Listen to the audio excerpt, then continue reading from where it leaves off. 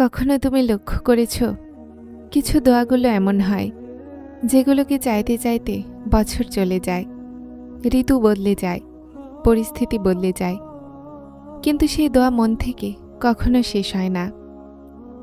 জীবন যেই মরেই গিয়ে থাকুক না কেন, মনের কোনো কোণাতে সেই একটাই অপেক্ষা, সেই এক ইয়া আল্লাহ বারবার বাজতে থাকে। আর সবচেয়ে আজব কথা হলো এটাই, যখন তুমি সেই দোয়াকে ভুলে যাওয়ার চেষ্টা করো তখনও সেই দোয়া তোমাকে ছাড়ে না। তুমি কি কখনো ভেবেছ কেন? এটা সাধারণ কথা নয় যে কোনো দোয়া বছর পরও তোমার মনে জীবন্ত থাকবে। এটা এই কথার নিশানি যে সেই দোয়া তোমার নয়, বরং আল্লাহর তরফ থেকে তোমার দেয়া একটা আলো। যে দোয়া নসিবে নেই সেটা সময়ের সাথে সাথে মন থেকে বের হয়ে যায়, কিন্তু যে দোয়া তোমার ভাগ্যে লেখা থাকে আল্লাহ নিজে সেটাকে তোমার মনের মাঝে বসিয়ে দেন। সেই দোয়া তোমার ভেতর আশার সুরতে থাকে আর তোমাকে পড়ে যেতে দেয় না। জীবনের কোনো পরিস্থিতিতে যখন প্রতিটা দরজা বন্ধ লাগবে, যখন সব চেষ্টা ব্যর্থ হয়ে যাবে, যখন তুমি ভাবো হয়তো এই দোয়া আমার ভাগ্যে নেই, তখনও তোমার মন সেই দোয়ার দিকে ঘুরে যায়। এটা প্রথম নিশানি যে আল্লাহ এই দোয়াকে তোমার জন্য সুরক্ষিত করে রেখেছেন, কিন্তু সময় এখনো আসেনি। আল্লাহ যখন কোনো দোয়াকে পূরণ করার ইচ্ছা করেন তো সবচেয়ে প্রথমে মনকে মজবুত করেন।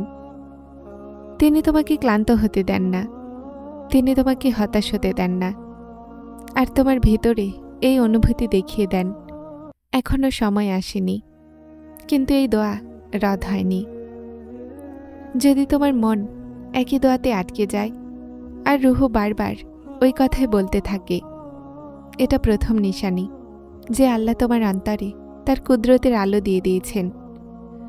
তোমার চাওয়া আসলে তার পরিকল্পনার অংশ হয়ে গেছে।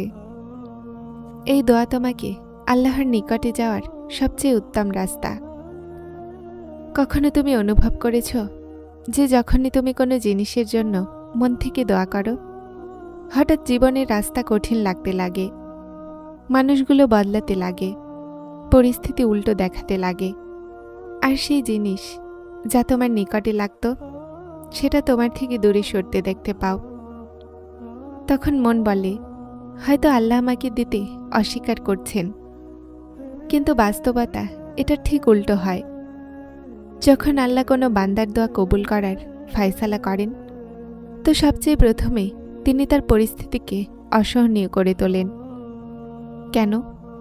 কেননা আল্লাহ জানেন তুমি যেই পরিস্থিতিতে আছো তুমি সেই নিয়ামতকে এখনো সামলে রাখার যোগ্য হওনি।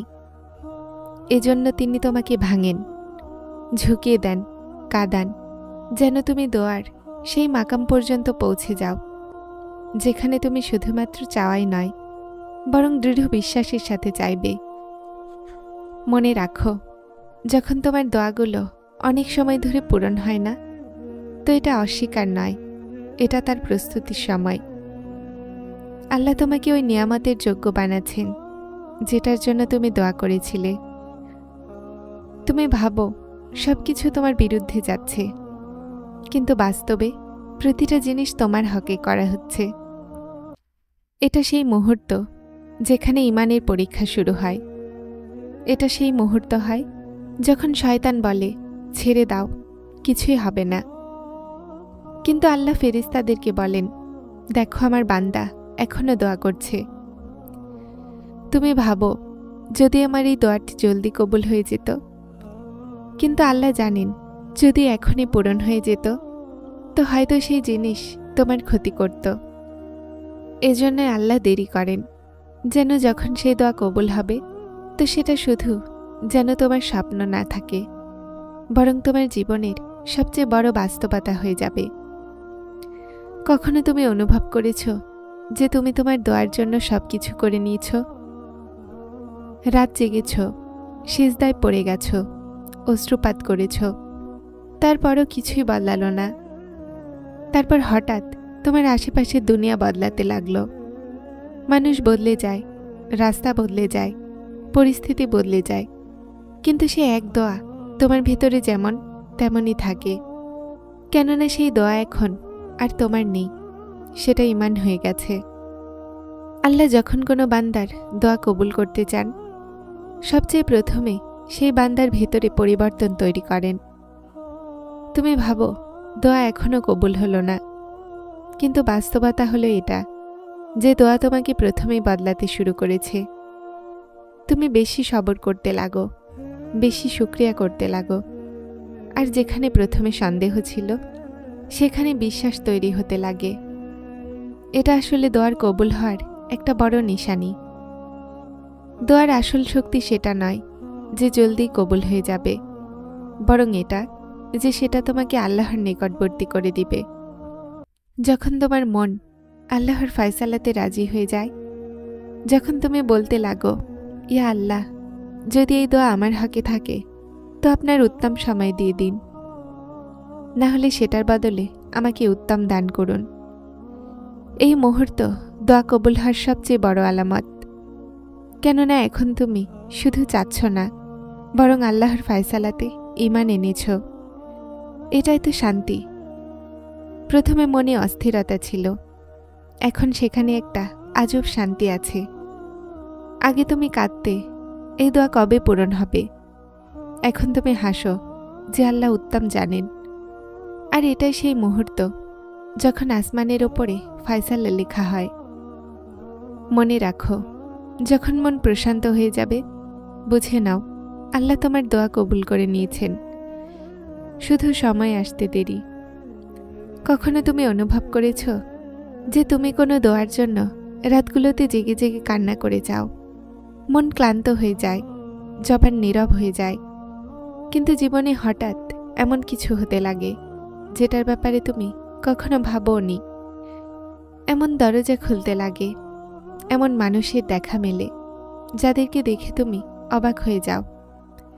এই সব কিছু হঠাৎ কিভাবে হয়ে গেল? আমার ভাই ও বোনেরা, এটা সেই মুহূর্ত হয় যখন দোয়া কবুল হয়ে যায়, কিন্তু তোমার এখন সেটার ধারণা থাকে না। আল্লাহ তোমার দোয়া শুনে নেন, কিন্তু হঠাৎ পরিবর্তন আনেন না। তিনি আস্তে আস্তে তোমার আশেপাশের ছোট ছোট স্বস্তি তৈরি করেন। এমন সুযোগ, এমন রাস্তা, এমন মানুষগুলো যারা আসলে সাধারণ মনে হয়, কিন্তু আসলে তোমার দোয়ার তাবিরের প্রথম সিঁড়ি হয়। তোমার মনে হয় এই সব কিছু কাকতালীয়, কিন্তু আল্লাহর কাছে কাকতালীয় বলে কিছু নেই। প্রতিটা কাকতালীয় আসলে কবুলিয়তের নীরব আলামত। মনে রাখো, আল্লাহ কখনো হঠাৎ কোনো কিছু বদলান না।